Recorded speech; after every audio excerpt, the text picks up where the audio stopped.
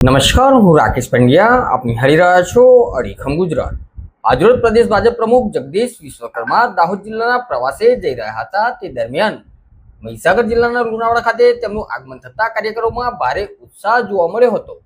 લુણાવાડાના પરશુરામ ચોક ખાતે તેમની ટૂંકી મુલાકાત લઈ કાર્યકરો સાથે શુભેચ્છા મુલાકાત કરી હતી. પ્રદેશ પ્રમુખ જગદીશ વિશ્વકર્માએ પરશુરામ ચોક ખાતે ભગવાન પરશુરામના દર્શન કરી આશીર્વાદ મેળવ્યા હતા. બ્રહ્મ સમાજ, વિશ્વકર્મા સમાજના આગેવાનો તેમજ જિલ્લા ભાજપ સંગઠન દ્વારા તેમનું ઉમળકાભેર સ્વાગત કરવામાં આવ્યું હતું.